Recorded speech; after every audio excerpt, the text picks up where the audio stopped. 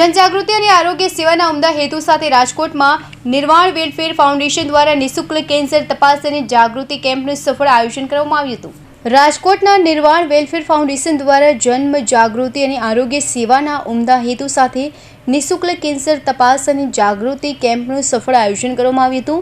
કેમ્પની શરૂઆત ધર્મગુરુઓ દેવપ્રસાદ મહારાજ, રાજુરામ બાપુ અને સ્વામી પરમાત્મા નંદ તેમજ અગ્રણીઓ નરેશ પટેલ અને મૌલેશભાઈ ઉકાણીના હસ્તે દીપ પ્રાગટ્ય કરીને કરવામાં આવી હતી।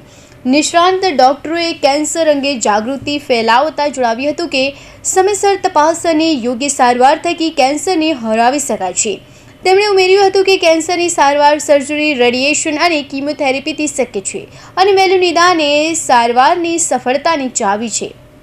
બ્રેસ્ટ કેન્સરના જે કેસ છે એના માટે પણ અમે આજે તપાસની કરેલ અહીંયા ડોક્ટરોની તપાસ કરે છે અને પછી એને જે કાંઈ એવા લક્ષણો દેખાશે તો અમે એને માટે સારવાર માટે પણ અમે એને રિફર કરી અને હોસ્પિટલમાં મદદ કરવાના છે।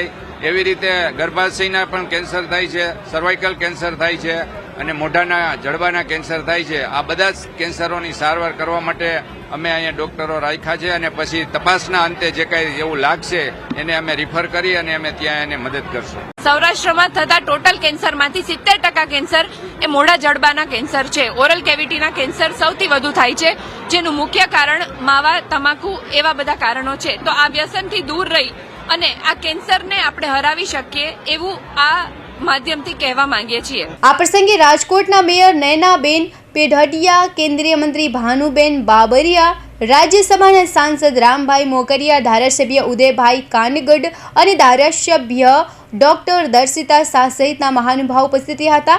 કેમ્પમાં સૌરાષ્ટ્ર રાજકોટના નામાંકિત કેન્સર નિષ્ણાંતોએ સેવા આપી હતી। મુખ્યત્વે જડબાના કેન્સરની તપાસ, ગર્ભાશયના મુખમાં કેન્સરનું માર્ગદર્શન અને સ્તન કેન્સરની તપાસ પર ધ્યાન કેન્દ્રિત કરવામાં આવ્યું હતું। રાજકોટ શહેર અને ગ્રામ્ય વિસ્તારની મોટી સંખ્યામાં જનતાએ આ નિઃશુલ્ક સેવાનો લાભ લીધો હતો। કૌશિક પટેલનો report, Hind TV news, Surat.